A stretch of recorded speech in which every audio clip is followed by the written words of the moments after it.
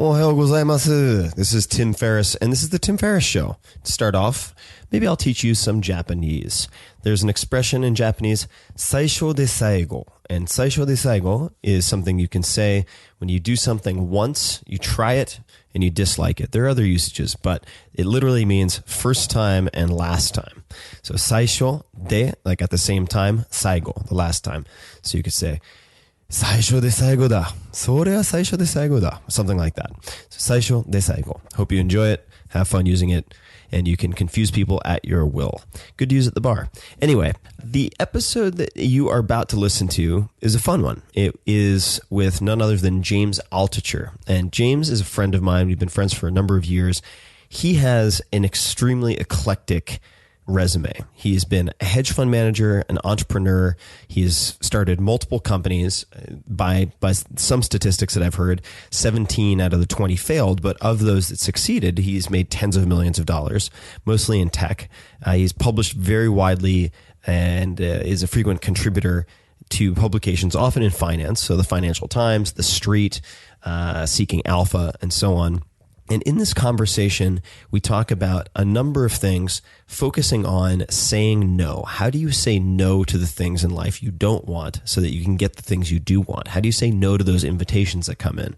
How do you say no to the wedding invitations? How do you say yes to the big things by saying no to all the little things, for instance? So we focus on that. We talk about his business background. We talk about the economy at large. And this is currently July of 2014. Because he sits on the board of several public companies, he watches employment information very, very carefully, and we'll get into that. So it is a meandering, joyful discovery of who James is, what he believes, many of his failures, many of his failings, perhaps, or weaknesses, and we all have them. So how do you manage to get around them and multiply your strengths, focus on that output as opposed to constantly addressing your weaknesses? It is a philosophical romp that I hope you enjoy. And as always, you can find all show notes, links, transcripts to these episodes at 4hourworkweek.com/podcast. Spell it all out, 4hourworkweek.com/podcast. And if you are enjoying these episodes or enjoy this episode, would love your support to keep this thing going by going to 4hourworkweek.com/books. That is the Tim Ferriss Book Club, where I showcase roughly a book a month that has changed my life and really helped direct me. And there are only 4 or 5 up currently, but you can go check them all out. Click through, it'll take you to Amazon or Audible, and that helps to keep this show running and allows me to seek out the best guests possible and travel to do so if needed. It's a labor of love. I enjoy doing it, and I hope you enjoy this episode. Thanks for listening. Optimal minimal. At this altitude, I can run flat out for a half mile before my hands start shaking. Can I ask you a personal question? Now would seem an appropriate time. What if I did the opposite? I'm a cybernetic organism, living tissue over a metal endoskeleton.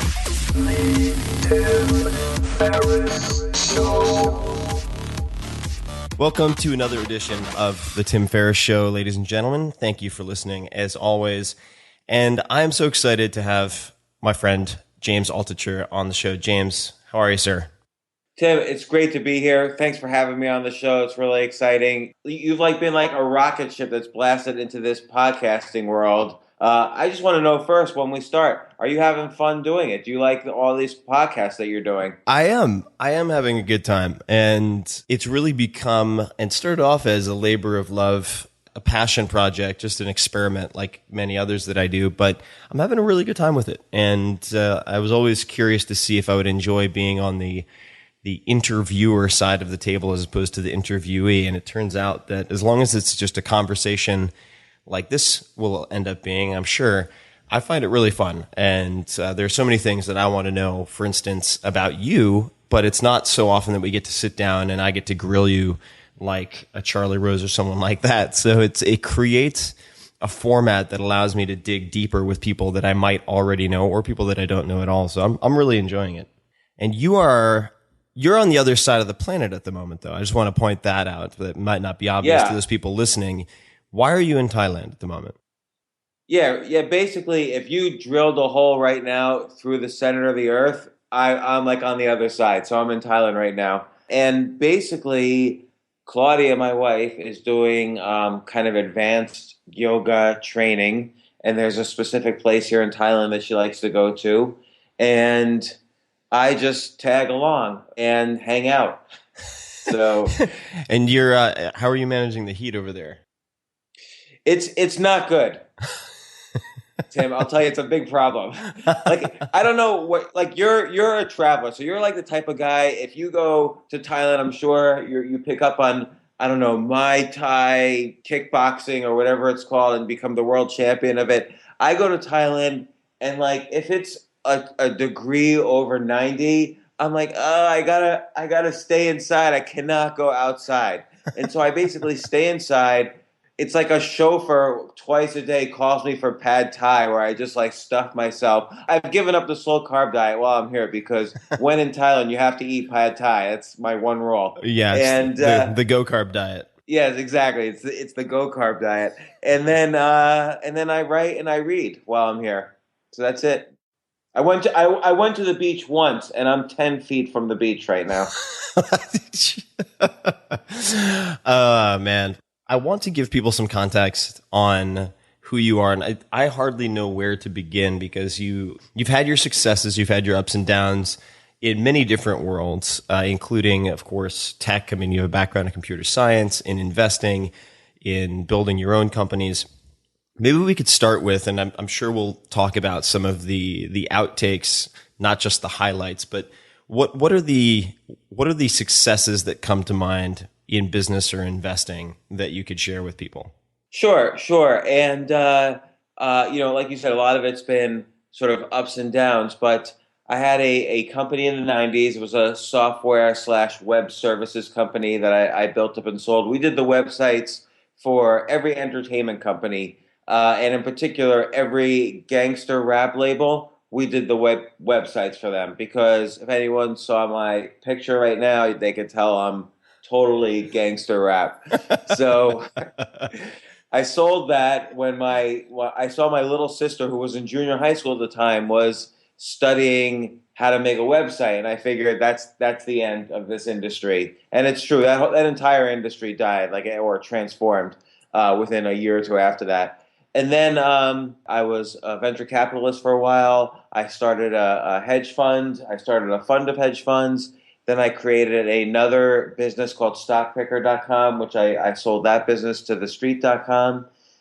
Then I've been an angel investor for quite a bit. I'm invested in about 30 different companies. I'm on the boards of both private and public companies. I've written a bunch of books. But also along the way, I've been really, really stupid. I've been like a drunken rock star on steroids. I would think to myself, okay, that's it. I'm done as a human. My goal as a human is finished. Now I can do whatever I want. I'm finished being a good guy, and I can do whatever I want. And always I would immediately go broke, like total. After making millions of dollars, like enough money to save the planet, I would then immediately go so broke. It was like I could have easily checked into a homeless shelter, and nobody would have questioned it. And fortunately, I've been able to kind of take some inventory, I guess you would call it, or that sounds a little 12-step-ish, but of course I've been able to kind of figure out what was going on with my life and, and get things together. And now for quite some time, things have been going very well. So I'm happy. You've made millions, then lost millions, then made it again, then lost it again, then made it again, then lost it again. Of course, it's very common to talk about or write about ways to make money, but I find studying the losses really fascinating. What exactly is going on here?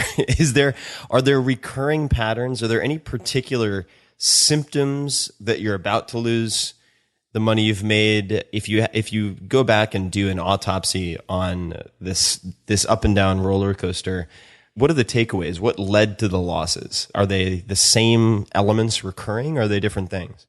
I think it's the same elements recurring. And I write about this a little bit, but I think essentially I lose track of my health. And I don't necessarily mean I stop going to the gym and then I lose millions of dollars. I mean all types of health. So I start eating poorly. I start, drinking or doing whatever. I start emotionally. I start, not spending time with people who are necessarily good for me. I mean, I do everything that's like almost cliche bad behavior. And just also I give up on trying to come up with new ideas, give up on trying to innovate. So all the things that I did while I was successful, like it's almost like you're training for the Olympics and then you decide, okay, I'm just going to completely let everything go now. Like I'm just going to do this until I die. Like just be a pig. And I was a pig in every way. So I would stop being creative and I'd stop being grateful for what I had. I would automatically assume, oh, I made a little bit of money, so I must be a genius, instead of being like really grateful and respectful of, this money I made and this luck that I've had and, just letting it all go to hell. So the way I would reverse it, and this took I went broke enough that it's like statistically significant that I can analyze it. So I basically said, okay, I've got to get, and I've talked about this with people before, but I had to get physically healthy, emotionally healthy, be around people I love and respect. There's a saying, you're the average of the 5 people around you. I had to make sure it was a good 5 people. I had to keep being creative and innovative. And so every day I try to create and I try to share, even in the smallest of ways. And every day I try to be grateful for what I have. For gratitude and abundance, I realize, are the same thing. They seem like they're opposites almost, but like when you're abundant in something, it's also good to be grateful for that same thing, or else there's a good chance you could take that abundance for granted and lose it. And so what would happen is I would take my abundance, I'm not even talking about just money or anything, but any sort of abundance like relationships or money or whatever, and I would take that abundance for granted and, I would start taking risks with it that I never would have taken before. And I'm not a good risk taker. You would think an entrepreneur is a good risk taker, but the key to entrepreneurship and really the key to success is to reduce risks, because life itself is risky. Every day we wake up, it's amazing we made it through the night. Like being born is like a drag. We went through that tunnel and we survived a bloody mess and we're hit by a doctor and then we're alive. And then after that, everything is risk. So the key to success is mitigating that risk so you can kind of rise above the competition and enjoy the fruits of not taking risks. No, I agree. And it's always fascinating for me to hear how people define risk, because if you look at, say, the covers of most business magazines, you see profiles of whether it's Zuckerberg or other titans of industry, and they're so often praised for being risk takers or throwing caution to the wind and throwing a Hail Mary with everything they have. And while those make for good stories, I feel like the vast majority of top performers that I know in Silicon Valley, for instance, despite any outward profiles claiming that they're these rash and brash risk takers, are actually very, very expert at mitigating risk. Like you said, they're really good at quantifying the knowns and trying to quantify the unknowns, even if it means they're vaguely correct and not precisely wrong, which I think is one of the issues with Wall Street on some level. But for you personally, and I do have a question about one of the companies that you're on the board of in a second, but speaking from my own personal experience, you have all these external risks and you can address those in various ways. As a writer, and you're a very prolific writer, for my workflow, for me to be productive, for me to enjoy the work that I'm doing, I need to apply constraints and find rituals and routines that work for me. And when I stray from that and find myself improvising on a daily basis, it's usually when I have a downward spiral of some type. When you're operating at your best, how do you structure your days or your weeks? What are the rituals or routines that help you to create your best self and best performance? Well, it's interesting because routine is a way to mitigate risk. Like if every day you say to yourself, I'm going to do something totally wild and different today, and at the end of the day I'm going to write about it, you might not do anything fun during the day or interesting, and then you might not be able to write it all because suddenly your mind is going in a million different directions. So if you're trying to get something done, of course you don't want to be boring and do the same thing every day. You don't want to be like me necessarily and not go to the beach today. But you do what I do is I always make sure I sleep at least 8 hours a day. It's 1/3 of your life. Sleep is so important for rejuvenating the brain, for rejuvenating your whole body, for releasing all these endorphins and oxytocin in the body, so you're a generally happy person and able to, make decisions correctly. So I always sleep very well. I read. So before I write, I love to read and get inspired by 4 or 5 different writers who I consider to be great writers. And I'm reading different writers all the time, but each day I'll diversify a little and read 4 or 5 different writers.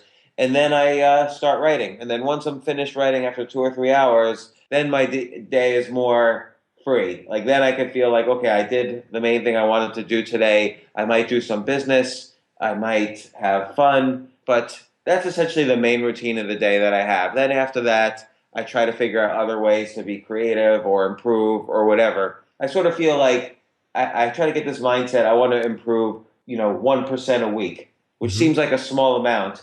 But if you do that, it results in enormous improvements over the course of a year. And I've really seen that by doing this strategy and keeping healthy in the way I described earlier. I feel like my life has changed 100% every 6 months since I've started this approach. And it's amazing the changes that have happened. I've been really grateful for these changes, but there hasn't been a 6-month period where my life hasn't completely changed. Just to dig into the specifics, for instance, today or yesterday, what were the writers that you read to inspire you prior to going into your own writing? Well, I read a little bit of Nassim Taleb's Anti-Fragile, which is a very good book. Great book. I read, I don't know how to pronounce his name correctly, but Khaled Hosseini, The Kite Runner, and 1,000 Splendid Suns. These are excellent novels. I read a book called Brain Rules by John Medina, who's kind of discusses how to keep your brain healthy. I'm very into games, so I always read chess books or chess strategy just to keep fit with that. And I reread The Power of No, actually preparing for this podcast because, I wrote it a while ago. And so you ever have that feeling like when you wrote one of your books and then it's published and people are asking you questions about it and you're like, did I write that? I can't even remember. I handed that book in a year ago. I don't remember what I wrote. Oh, yeah. I reread that a little bit as well. And it was pretty good. I liked it. Much better than any other possible response. I'm going to come back to, obviously, I want to talk about The Power of No because there's just the hilarity of all the synchronicity that came together when we were exchanging emails, I think is amusing. But when you are reading these various books, so you mentioned 4 or 5 books, are you waking up and then immediately reading a little bit of each of these books, or do you read one per day? I'm trying to figure out what the kind of recipe is, your general routine as it applies to ingesting this information, because I find that how people manage ingestion of information is very telling, I think, about how they manage other things. And in some cases, I think that it's very highly individualized also. So there's some people, for instance, I know venture capitalists who don't read at all. I mean, all they read is business plans or decks, investment decks. Then there are the opposite. Then you have hedge fund managers who read a book every 2 or 3 days, but it's one book at a time, never more than one. Then you have people who juggle many, many different books. So I'm just curious how you typically go about it prior to writing each day.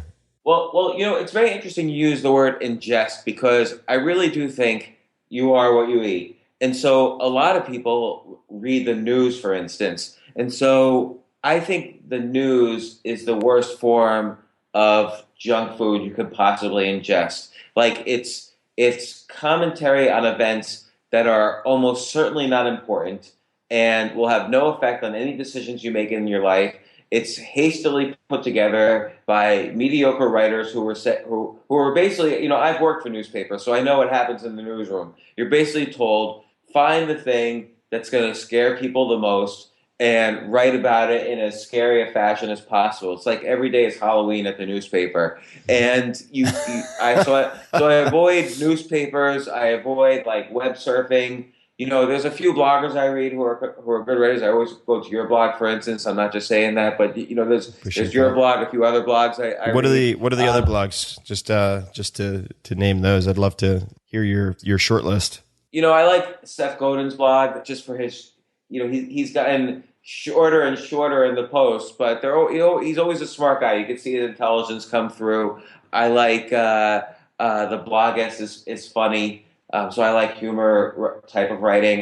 David Thorne he used to blog. He doesn't blog as much since his books have come out, but he had a humorous blog. But mostly, I don't even really read that much blogs. I really like to read books that they're like the heavily curated thoughts of good writers, because as you know, a book is not just a blog post. It's like a blog post that's been rewritten 1,000 times, combined with 100 other blog posts. This is even a poor description of a book, but a book is just heavily curated and edited and thought out. And I like to start off with fiction because these are the best writers. So I make a distinction between, let's say, literary fiction and like genre fiction. And in literary fiction, I like fiction that's so good you almost wonder to yourself, is this nonfiction? Did this happen to the author? Because the style that I write, it tends to be nonfiction, but people wonder whether it's fiction. Like, it's so outrageous, they wonder whether it's fiction. Like the Yasser Arafat story. Yeah, everybody was convinced I was lying. And, except for, some people who would then make jihad threats against me, but most people were convinced I was lying, which I wasn't at all. And I've never lied in any post, but it's because I read these. There's a certain class of authors who write largely either first person or so close to nonfiction that you can't tell the difference. Classic example is like, and this is an older example, but it's like Ernest Hemingway writes in this sort of almost nonfiction style. Mm-hmm. And, more recent examples are short story writers like Raymond Carver or Dennis Johnson or Amy Hempel. There's a lot of writers I read. Or these books I'm reading right now, The Kite Runner is almost in that genre, or James Frey is in that genre. So I always start off with really good fiction. The reason fiction also, as opposed to nonfiction, with nonfiction, you usually get a writer who is very good at what they did. So let's say someone was a very good, physicist. So he's a great physicist, not necessarily the best writer. So you'll read his book for the physics, but not for the writing. Yep. So I always start off with somebody I'm reading for the writing, and then I'll start reading, interesting nonfiction. And there's a class of writers. Let's say, Nassim Taleb I mentioned earlier, Stephen Dubner, who was on your podcast, who wrote Freakonomics.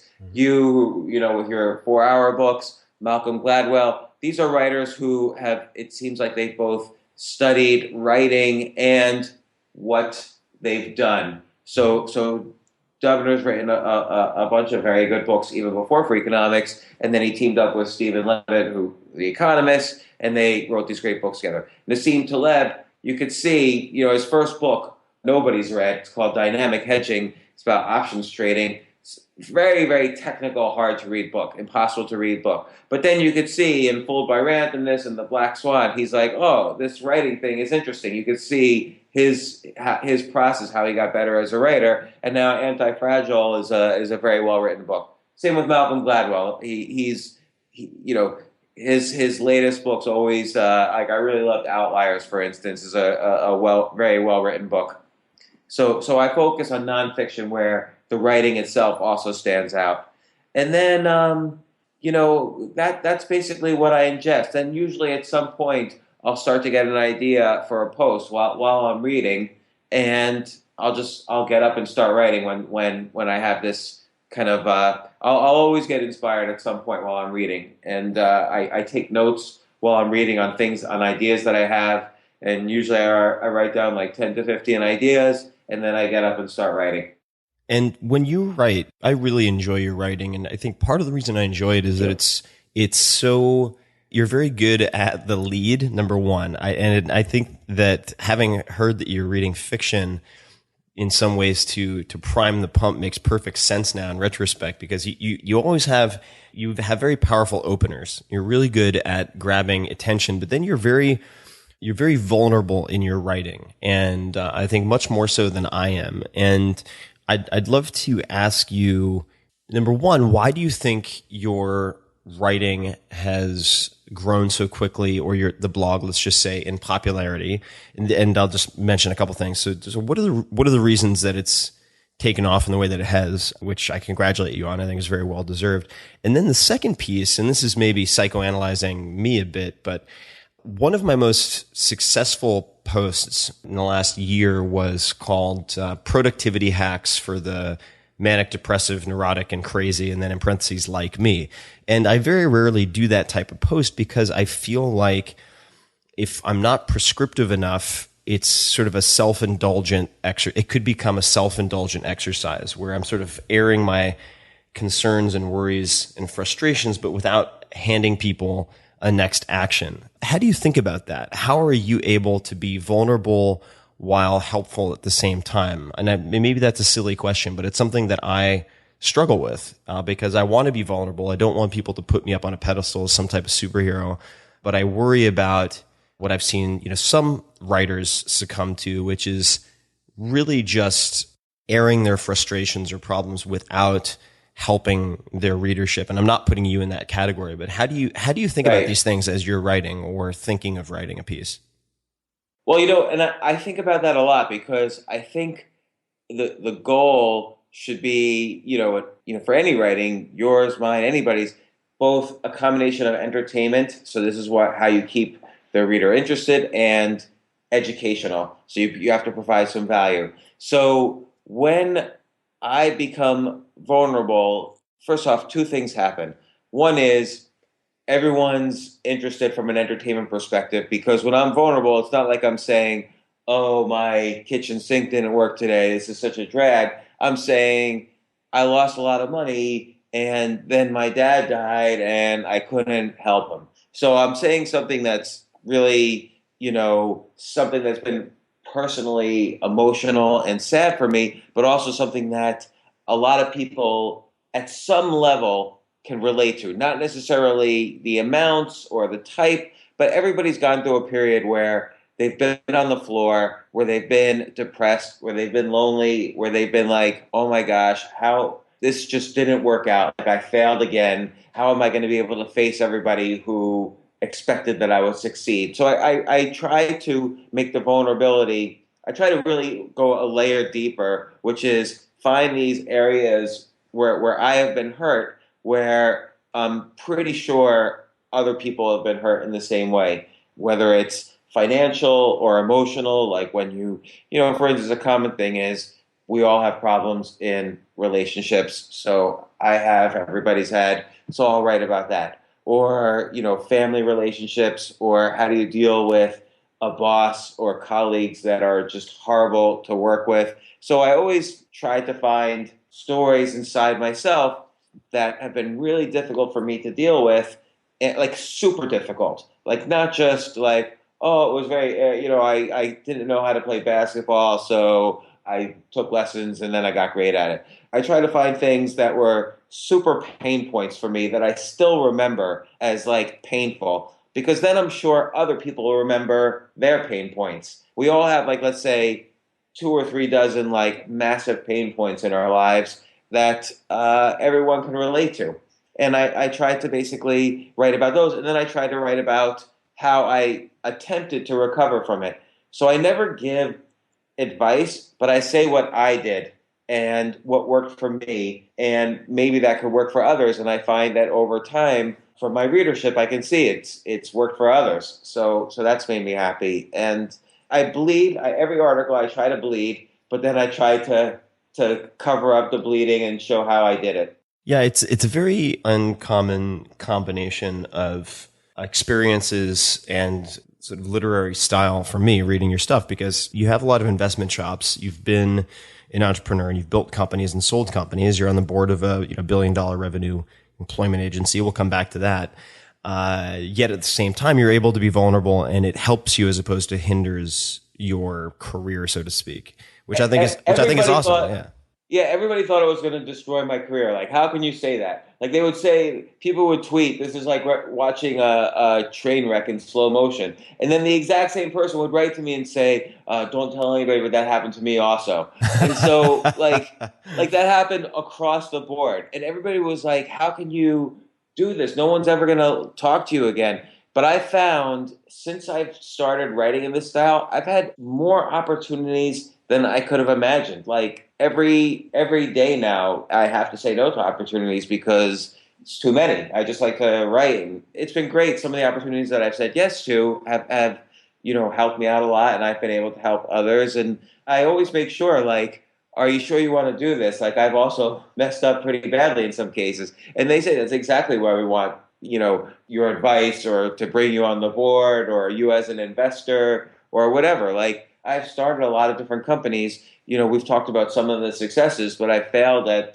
many more. So it's given me the full range of experiences. And fortunately, I'm like one of the only guys who's been totally honest about it. So people know I'm unique. I've got the full range of experiences.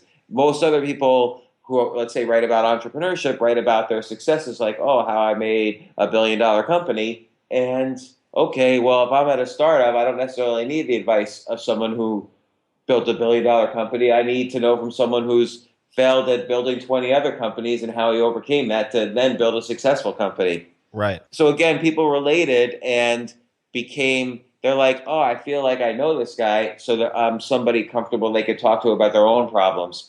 No, I think that everyone has failures, stated or unstated, and everyone has skeletons in the closet. So if they at least know which skeletons they're dealing with, and you've been transparent about it, I'd imagine that lends a lot of credibility and they trust you. Now, you mentioned one thing that's a good segue, and that is saying no. So this is something that everyone struggles with at a certain point or at many points. It's something that I've struggled with.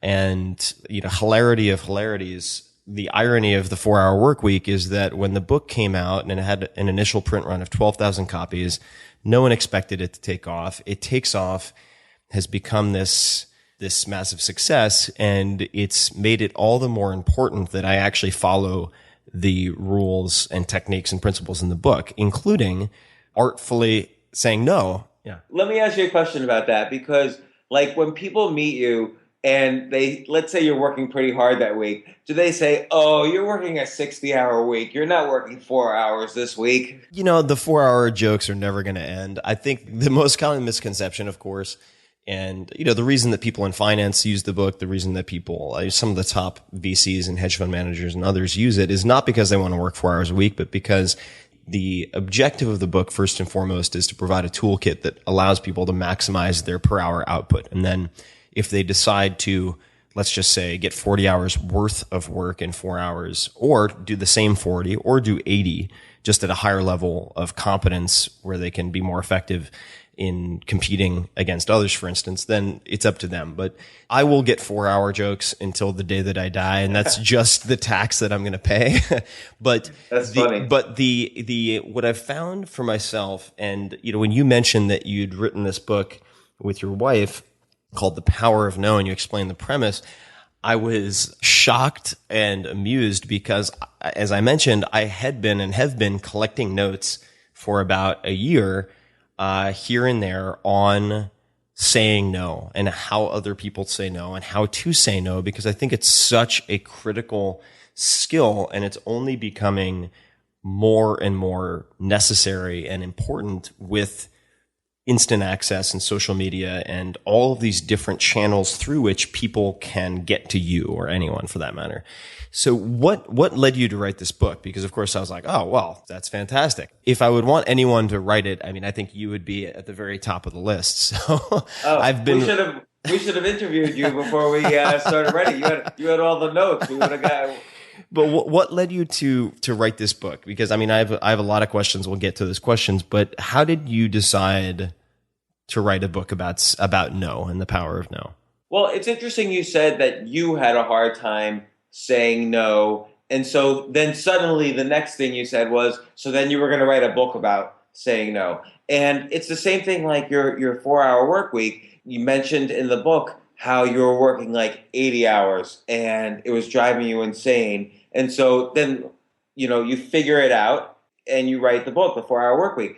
It's in, the valley of failure that we sow our seeds of success. So if I was always good at saying no all my life, or if you had always worked a 4-hour work week, you never would have thought to write a book about it because you wouldn't have understood any other way. It's like I tell people, I'm not going to buy a book on how to pick up girls from Brad Pitt because it's not going to apply to me. Right. Like he's like, it's like a blind man seeing the color red. He's not going to understand what I've been through. Right. So for me also, it was very difficult all my life saying no. I was a people pleaser and I was always afraid and still afraid to disappoint people. Like I wanna say yes and help people, and a lot of people are more, giving rather than taking. And not that I'm such a nice person, but it's always been hard for me to disappoint people. So typically what I would do is, if I didn't want to do something that someone asked me,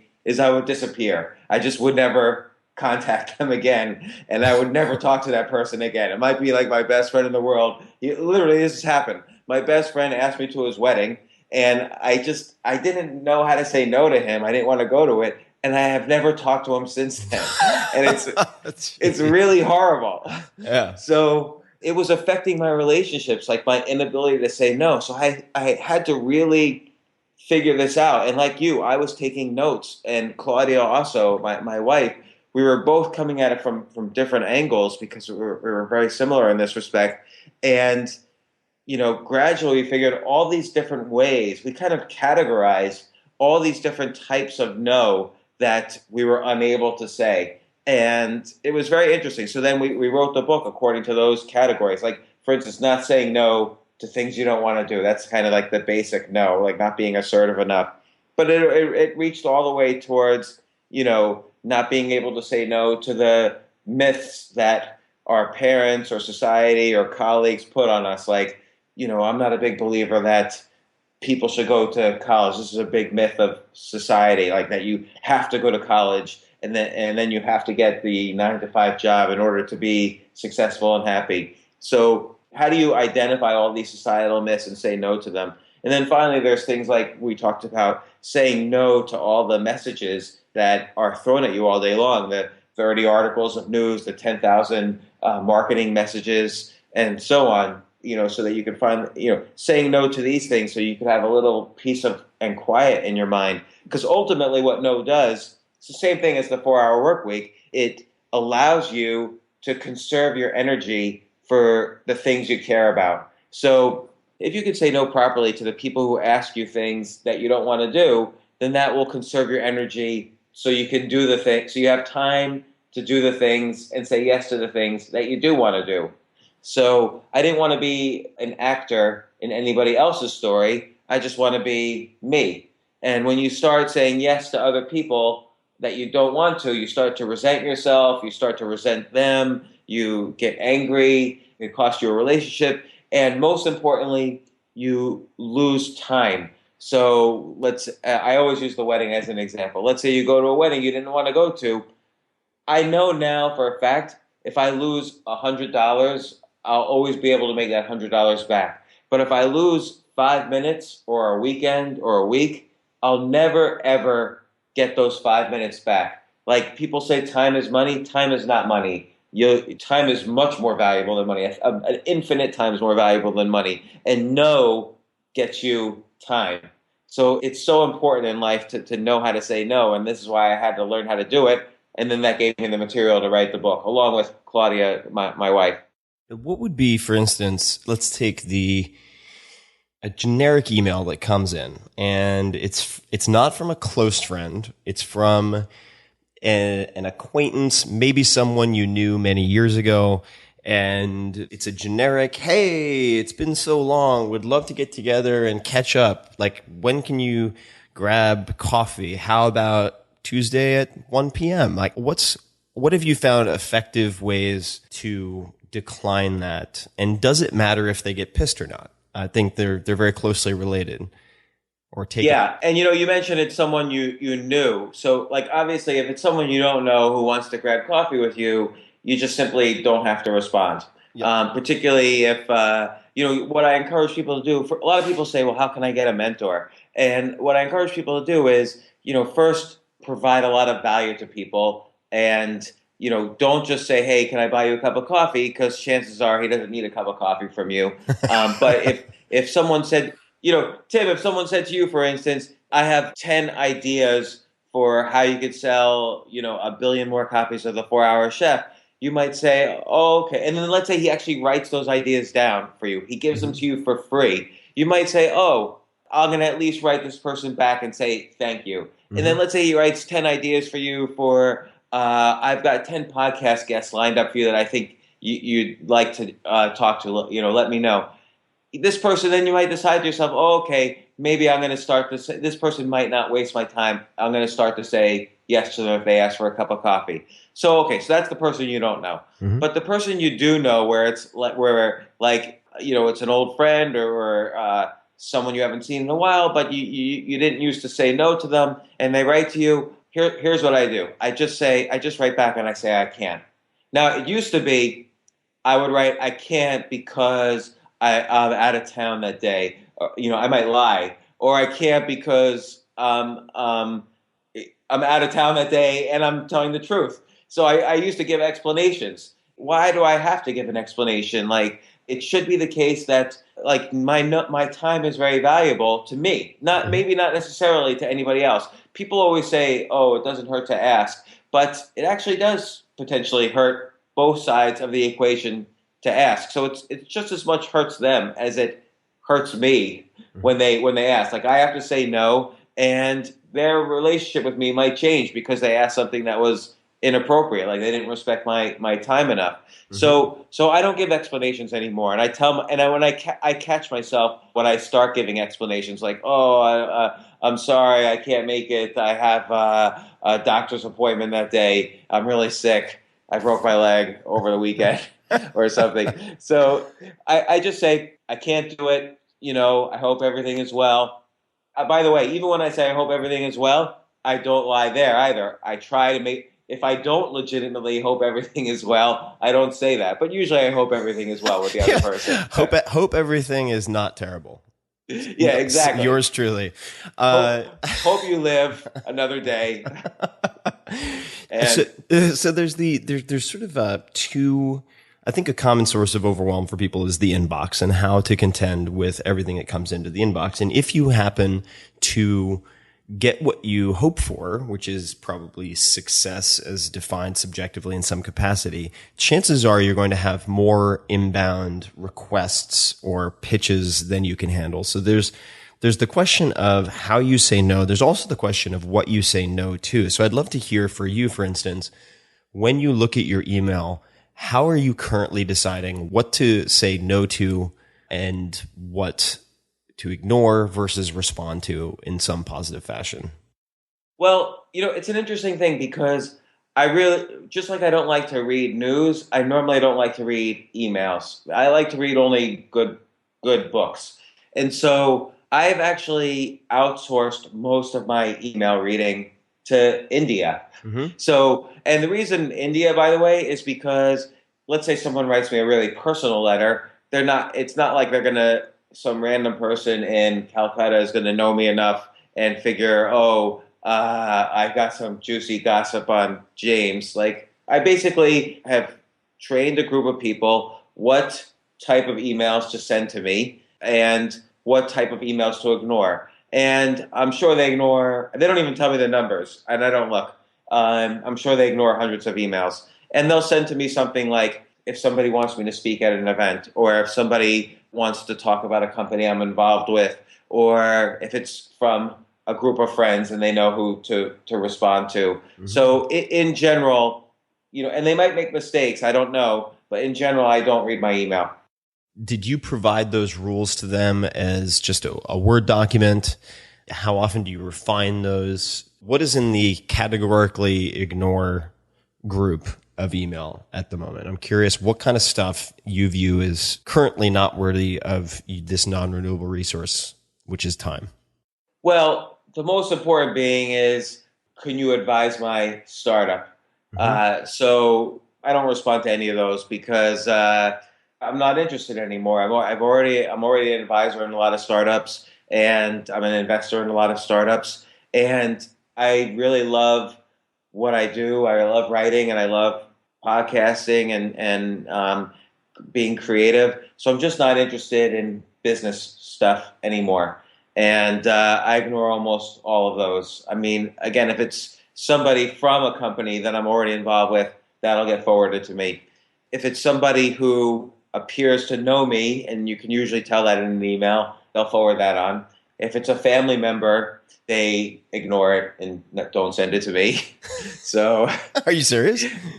yeah, unless it's my daughters or Claudia, I don't really talk to, here is the one problem with being vulnerable. And I'll tell this, I've never really said this before. This is the one problem of being vulnerable is that, and I'm assuming most of my family's not going to listen to this podcast because they avoid anything I'm involved in. But they really were embarrassed that I was admitting all of this stuff that I was failing at. Like, everybody in my family got really embarrassed about me. So it's not like I talk to all of them. Like, I send out Thanksgiving invitations to all of them, but nobody responds to me in my family only because of my blog. I've never done anything to anybody, but because of my blog, basically my daughters talk to me and Claudia talks to me, and that's about it. And even my daughters once had a problem with me, and I had to really make up for it. What was, if you don't mind me asking, I mean, what was the problem? Was it caused by the blog? Yes. So I start off all my blog posts as Facebook posts because it's a way to kind of test out if a blog post might have legs.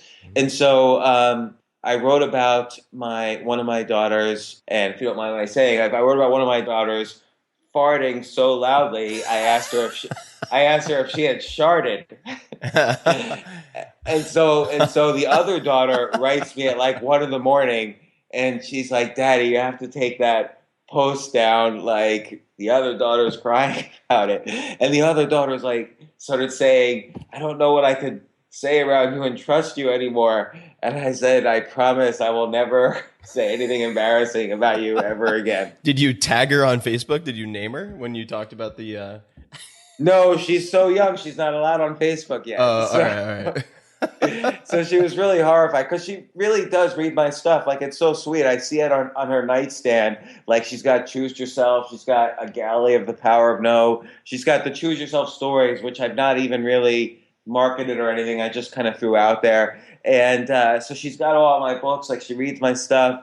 And but she got really worried in this one case, like maybe the parent of one of her friends would see it. And so she was upset. And I didn't think she would mind. Like, normally I would take it. So I took it down immediately. And normally when a family member has asked me to take stuff down, I take it down immediately. And I try never to say anything bad about anybody. It's actually the stuff I've said bad about myself that has embarrassed family members. Like, "Oh, my relative is a moron, so I'm never going to talk to him again." So I'm curious about the focus that you have on writing, because there's really, it's hard to verbalize the joy that one feels when they actually hit the zone in writing. And I generally find writing very difficult, but in those rare moments of flow, it's just such an incredible feeling when you really put something down on paper, and maybe it's just a paragraph out of 5 pages that is just gold. It's going to resonate and you're happy with it. It's such an incredible feeling. But given that you have business experience, you therefore have relationships and skills, and now you have an even larger platform that you could use hypothetically to generate more income of various ways in kind of the business capacity. How do you prevent yourself? What is the self-talk or the way that you keep yourself grounded, realizing I am happiest when I'm writing as opposed to advising the next 10 companies? How do you prevent that fear of missing out that is so pronounced in Silicon Valley, for instance, also New York, but like, oh my God, like, how could I possibly stop responding to startup emails? Because what if it's the next Uber? What if it's the next Google? What if, and I have to keep this treadmill going? How do you prevent that type of positional economics dynamic where you have people building businesses around you that therefore lead you to pull away from what makes you happy, which it sounds like is your writing? How do you prevent, because you've obviously engaged in business a lot, and I'm sure that there were financial drivers for that. How do you prevent yourself from reverting to that person? Yeah, it's very difficult because sometimes some things seem so appealing that you're like, how can I say no to this? But at the same time, I know that if I just stick to what makes me healthy, and so being creative is like you say, it's getting into that flow. That flow, is real physically. Like it's endorphins that rush into your brain and make you healthier. It's like runner's high. And, I know that money is a side effect of being very healthy, being creative, being innovative, being around good people. So I know that all of those things lead to abundance, lead to money, lead to wealth. And so I know if I just focus on what's important to me today, the rest will follow. Like I don't have to plan out 10 years from now, whether or not I could, things are going to, I might be dead 10 years from now, who knows? But I know today I'm going to enjoy it if I write and spend time with Claudia and do the things that I enjoy doing. Now, what if the next Uber ends up in my inbox and it's not forwarded on to me, which it's not going to be? I'm going to miss out on it. I've missed out on a ton of opportunities. I'll tell you, when I was a venture capitalist, there was a company called, it was at the time was called Oingo. They were going bankrupt. I could have probably bought 50% of the company for $1 million or $2 million. My venture capital fund was much greater than that. And we decided not to. I said they were kind of in the search engine business where they would help rank how people are using keywords, like what are the most popular keywords. So anyway, they changed their name to Applied Semantics. They got bought by Google for 1% of Google. They became AdSense. So they became what is 99% of Google's revenues. And, it would have been 1 million would have turned into 500 million. So, and that's, we all have examples like that. I have a dozen examples where I missed out on like huge opportunities. Mm-hmm. But at the same time, I'm happy with the opportunities I did take and the things that I'm working on now. So I do have businesses I'm involved with now. And, that's it. Now I say no to everything else. I really enjoy trying to figure out how I can be creative today. And I've outsourced my investing. We both know, we both have a mutual friend with Kamal Ravikant, and he is well connected in Silicon Valley. So I said, here, just you find me the next Uber. You're better at it than me. So that's where I left it. Now, speaking of just looking at hindsight being 2020 at, say, the Applied Semantics and that deal, I've missed some tremendous deals, of course, as we all have. Do you know, and we both have spent time with very wealthy people, do you know anyone who was unhappy, made a bunch of money, and then became happy? Or do you find that people who can't find happiness without the money generally cannot find happiness when they have the money, if that even happens? So, because I wonder, in my mind, would you, James, be happier had that deal happened? I'm not convinced that it would make that much of a difference. I know it sounds ridiculous probably to a lot of people hearing this on the podcast, but I'd love to hear your thoughts on this type of thing. Yeah, I think some money makes a big difference. So you want to be able to pay your bills, and you want to have some sense of freedom, but everybody defines that in a different way. So as a great example, Mark Cuban, who seems like a great, happy guy, and I've interviewed him on my podcast. For him, I think freedom is the ability to buy the Dallas Mavericks and a plane and do all sorts of fun things. It seems to me that guy has a really fun life, and he seems to be enjoying it. And he worked really hard for it. As he said to me on my podcast, he had a passion to be rich, and he got there. And I never judge. So for me, I have different passions, and having, it's like here I am in Thailand, and it seems like such a stupid thing, but I wasn't even exaggerating. I'm literally 10 feet from the ocean. I've been here 4 or 5 days now. I haven't put my toes in the ocean once. And so, maybe some people are like, oh, I got to go say hello to the ocean, as soon as they get to a beach.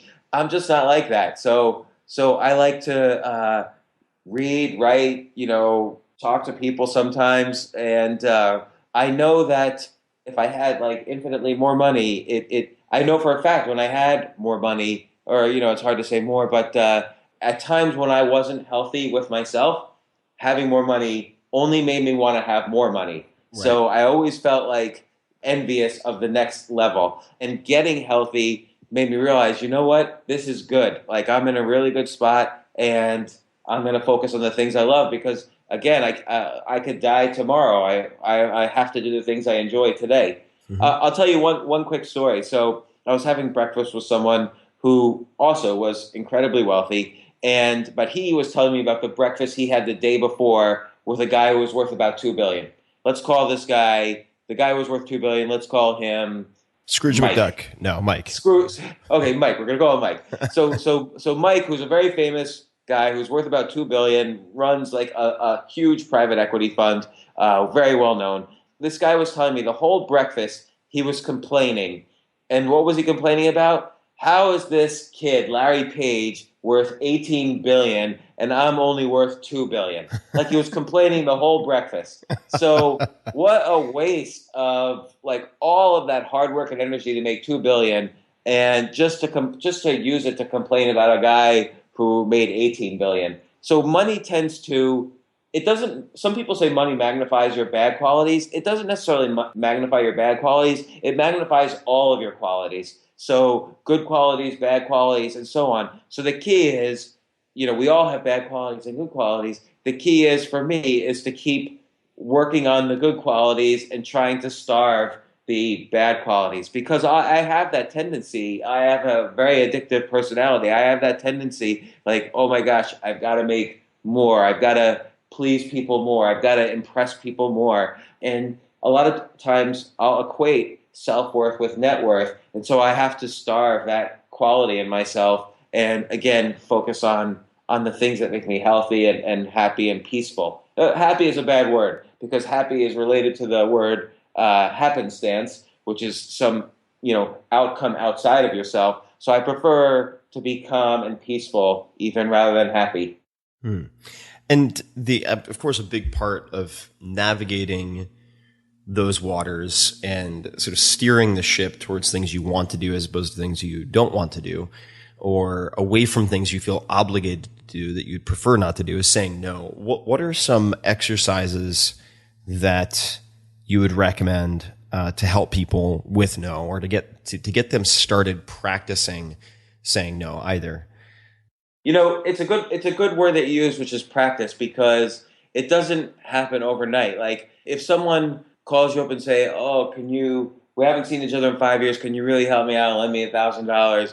It's hard to say, just hang up the phone or say no and that's it. I think people go through waves where first you can say, let me think about it. And then you can ask other people for help. What should I do here? So now at this point, like I said before, you've surrounded yourselves.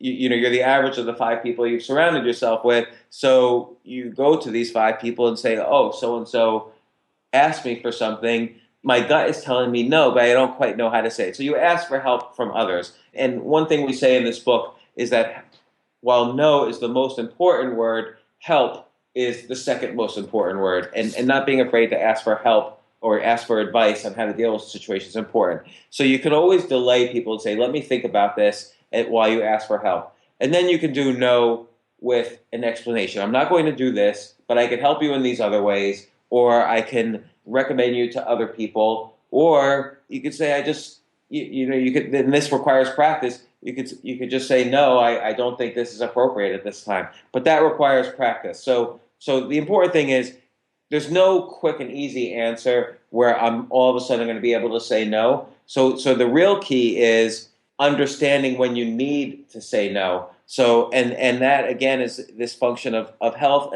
and also kind of learning not only compassion for others, but compassion for yourself. So a lot of people don't live what I would call, let's say, a gentle life. So they are very hard on themselves. They'll be very kind to other people, but they're very hard on themselves. And so that's why they open up every email, they return every email. They want to be nice to everybody, and they feel if they're mean, and I've been like this, so that's why I'm able to say this. So they feel if they're what's called mean or difficult to one person, then that's going to reflect poorly on them, and one person's going to hate me, and that will be bad for me. So what you're really practicing is not necessarily saying no, but practicing that you have to be kind to yourself, and you have to build up discernment through all these aspects of health, like physical, emotional, mental, spiritual. You have to use this will teach you discernment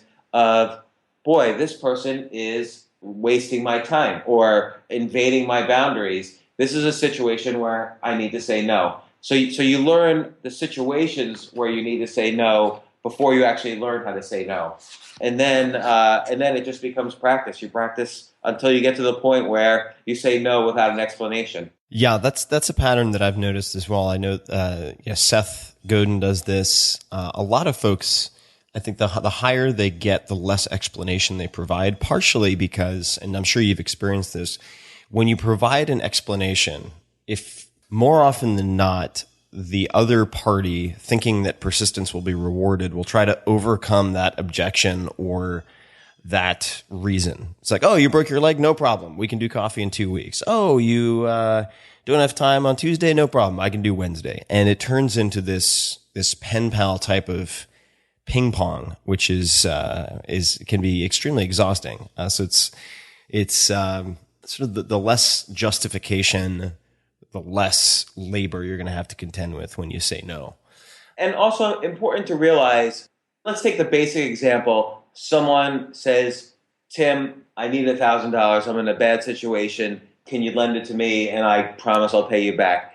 Now, if you say yes to that person, then which I'm not saying you should say yes or no, because it all depends on the situation. But let's say you do say yes to that person, suddenly you've just inherited all of their problems. So they had some problems that led them to the point where they had to ask you, can you lend me $1,000? And now those problems are your problems once you say yes to them. So you have to decide, what problems do I want to have? And most of the time, I don't want to have other people's problems. So it's not like I say no to everyone. I say yes to my friends a lot, and I say yes to opportunities when they seem interesting. Particularly relating to the things that I'm interested in. And but I always make sure that I'm not inheriting problems that are too big for me. When is it a good time to say yes? And let me qualify that by saying that I was very affected by advice that I would read in books. For instance, I think it was in Losing My Virginity by Richard Branson. There are many others who say yes to everything. Say yes to everything, and that will open the doors for you. That will create the opportunities for you. Say yes to everything.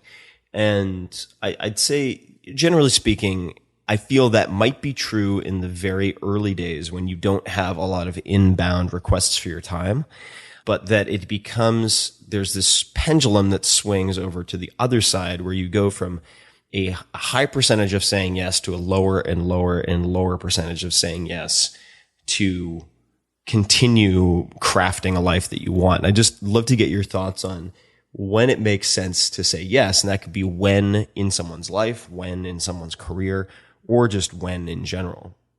Yeah. So I've been through this where, for instance, I had a policy, always say yes whenever a TV channel would ask me to come on, because I wanted to go on TV. And so CNBC would always ask me to go on, even at a moment's notice. And I would put on a sports coat and I say, okay, I'll be right there. And I don't think it ever really did anything for me or my career or anything. And it was never fun. They always, I don't have to talk about CNBC in particular, but TV news in general, it was never fun for me to go on. But I would always feel like, okay, if more people see me out there, then this is a good thing.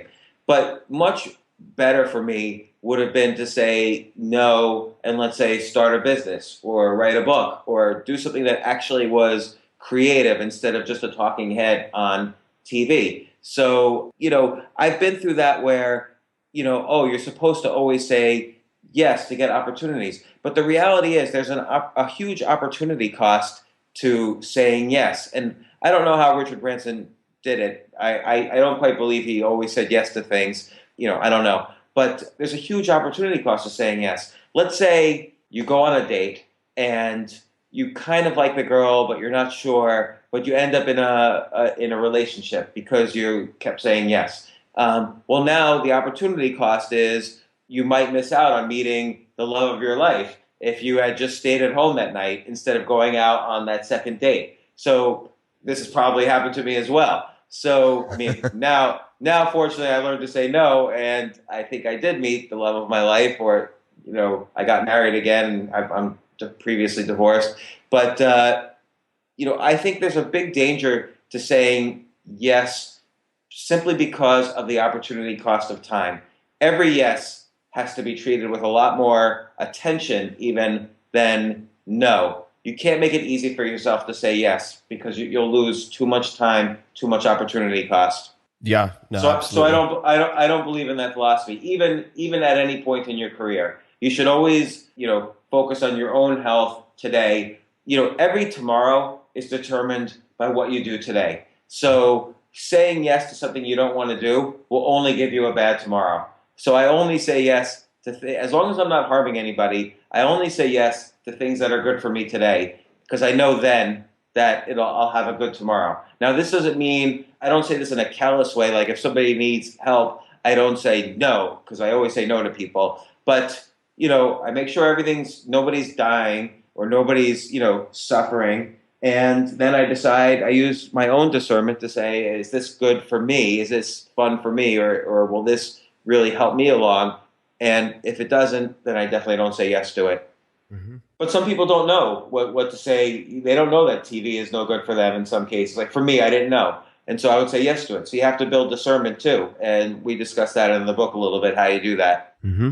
So I'm going to shift gears a little bit. I have just a handful more questions I'd love to ask. But one that comes to mind is given that a lot of people listening will no doubt be in the stock market or otherwise investing in different vehicles, different asset classes. You're on the board of a publicly traded employment agency. This is CRRS on NASDAQ.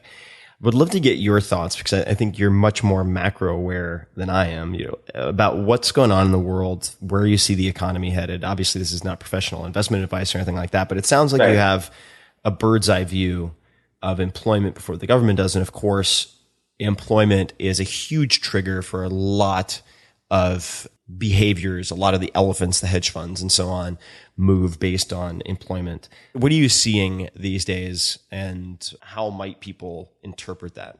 Right. So I'll qualify that what I'm saying has nothing to do with the company I'm on the board of because their information's private, but just what I'm seeing in general is that, and this is all from publicly available information about this company and similar ones, is that essentially the middle class is slowly being fired or demoted from their jobs. And it's a horrible thing, but we kind of went through 100 years of not capitalism, but corporatism. This idea that the corporation is going to take us from cradle to grave. From the time we leave high school or college to the time we retire, the corporation will take care of us. And then in 2008, the tide came in, and we saw that this simply wasn't true. Like the corporations started firing everybody. They went into a panic. There was no loyalty at all. Corporations simply just fired everybody they could,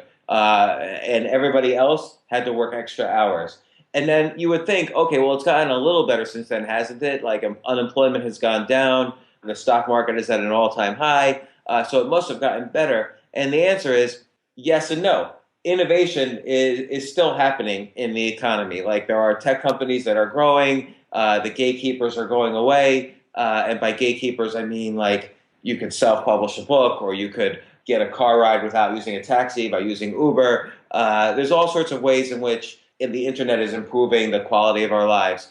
But at the same time, the reason the stock market is at a high is because everybody got fired. So companies became enormously more profitable. And the stock market is ruled by profits and dividend streams. So if companies are fired, if you're paid $200,000 and you're fired, or if you're paid $40,000 and you're fired, company has an extra $40,000. They actually have more than that because they don't have to pay your insurance. They don't have to pay for your computer, your desk space, all these things that they bake into your salary. So what happens is, so why is the unemployment rate then going down? Is that all of these people are getting not quite fired anymore, but demoted. So they're getting outsourced to employment agencies. And you'll see, you go to like a Manpower or Kelly Services or even CRS, the company I'm on the board of, and again, this is public information. You look at the rise in their revenues and compare that to the rise in revenues of other companies in the stock market, there's no comparison. Like, these companies are going up like over the past 5 years, 400% in revenues, because it's not just, people outsourcing secretaries. It's companies like the major accounting firms, law firms, businesses outsourcing, vice president level employees to temp agencies. And because they don't want to deal anymore with having employees because of whether it's too much risk if the economy goes down or too much risk with changing regulations, that nobody wants to deal with it anymore. And once these guys are outsourced to an employment agency, their salaries are going to go down, their benefits are going to go down. We're still in this period where it hasn't been quite totally unveiled what's happening, but I think actually it's a bad trend in employment where you have to recreate yourself in a 4-hour work week sort of way. You have to find your own way to build a business along the lines of the 4-hour work week in order to survive in the coming decades, because the big corporations will not hire you anymore. Yeah, it's an unfortunate illusion of security that leaves people oftentimes without the resources to be self-sufficient. I'm sure you've seen it a lot, like with the feedback you get from all your books, but particularly the 4-hour work week. People now, I bet you at first people wanted that lifestyle. Now people have to learn that lifestyle. Yeah, it's a set of survival tools almost. I remember one reader reached out to me and said that she bought the book, was planning on taking the leap into entrepreneurship, and was criticized by her dad until after, I think it was 40 or 50 years of employment, he was fired by a company that had been his lifelong employer. And he did not know what the next step for him could possibly be because he hadn't developed a safety net in the form of a set of skills that he could adapt into being self-sufficient, whether that's, moonlighting or being a full-time entrepreneur. So I have to tell you, this is one of the reasons I had to outsource my email. Is I was getting, and I'm sure you get, dozens of emails like that a day. And there's nothing I can do. But I would feel bad for these people, and I wouldn't want to write like huge emails responding like what I would do, because I like to write for a large audience and not just one person.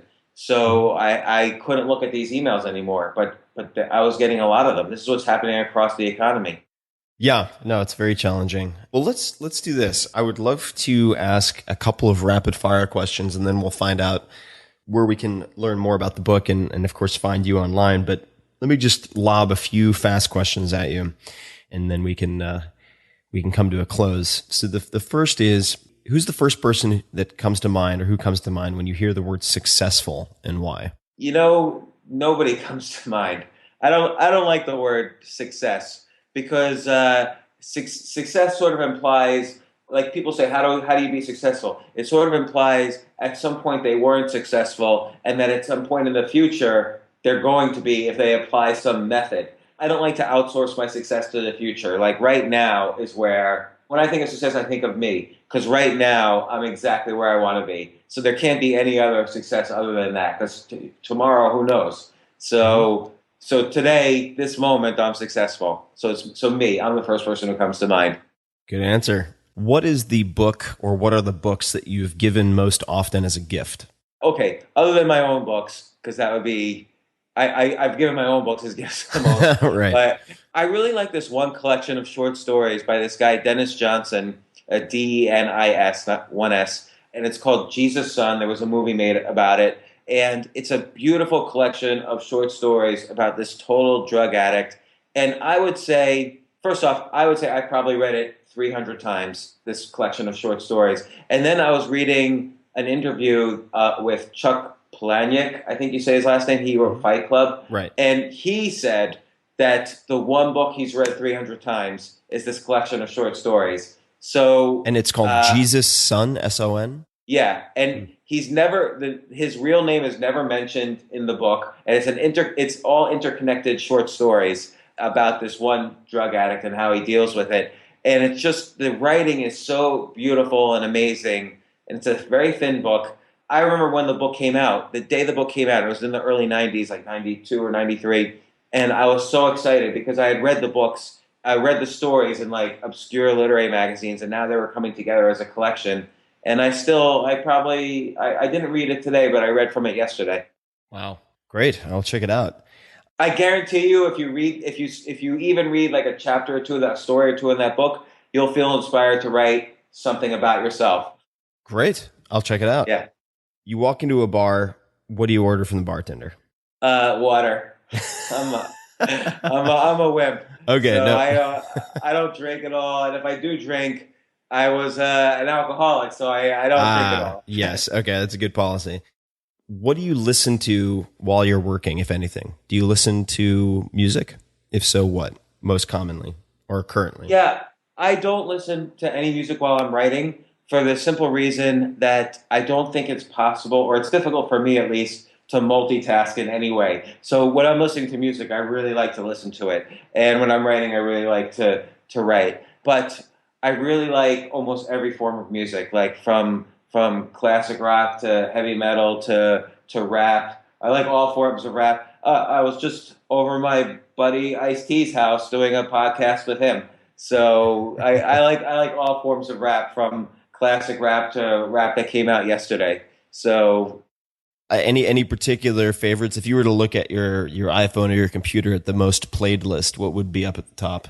And this sounds kind of corny, but probably Led Zeppelin, probably the Wu-Tang Clan, which is like rap in the 90s. Eminem, Ice-T, I like a lot of his stuff because he combines sort of metal and rap.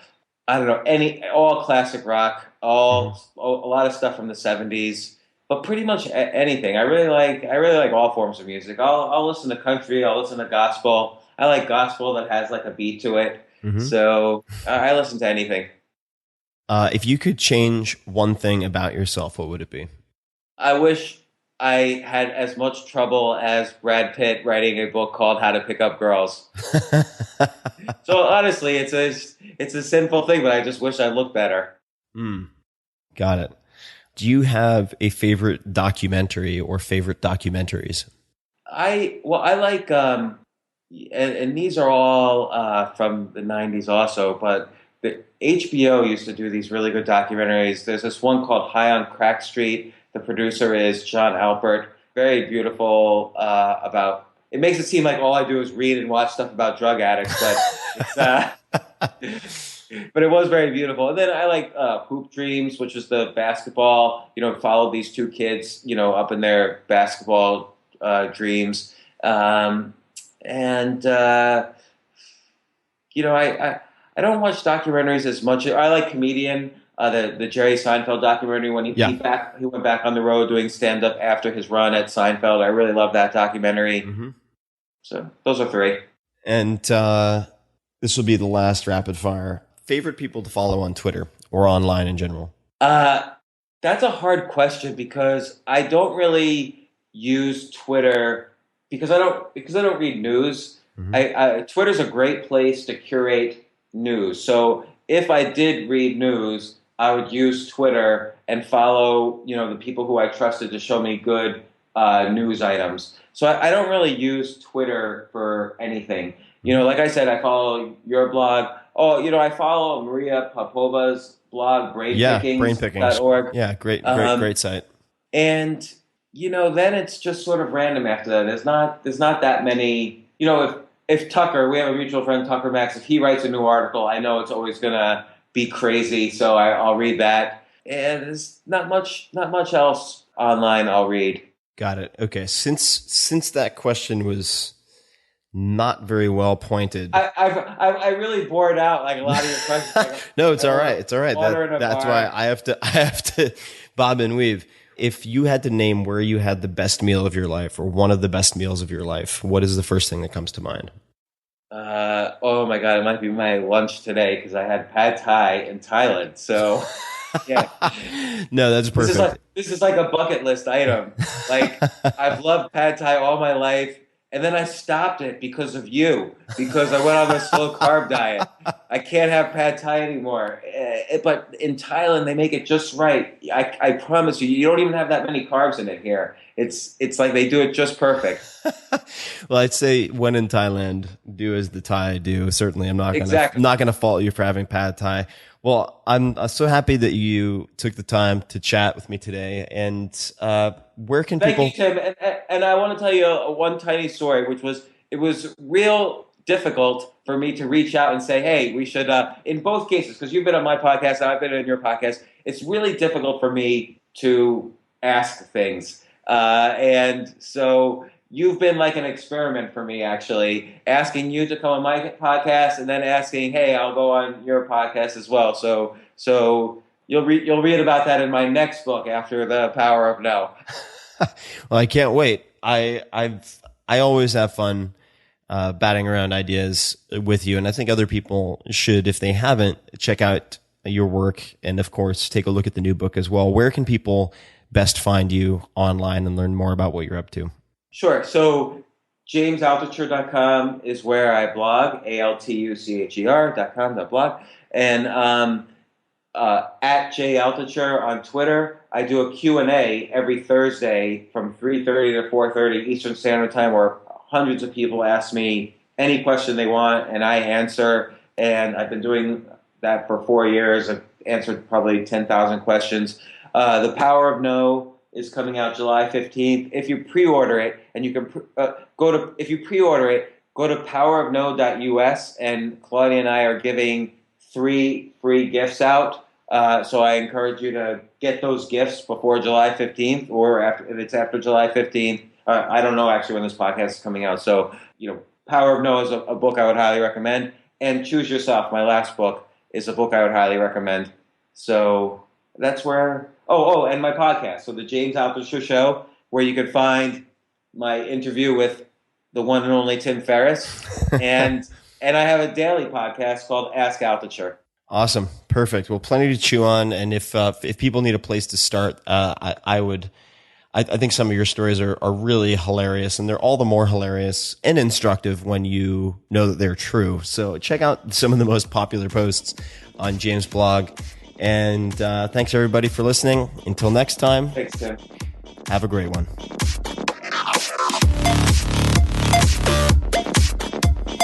If you want more of the Tim Ferriss Show, you can subscribe to the podcast on iTunes or go to 4hourblog.com. fourblog.com, where you'll find an award-winning blog, tons of audio and video interview stories with people like Warren Buffett and Mike Shinoda from Linkin Park, the books, plus much, much more. Follow Tim on Twitter. It's twitter.com/tferriss. That's TFERRISS. or on Facebook at facebook.com/Tim Ferriss. Until next time, thanks for listening.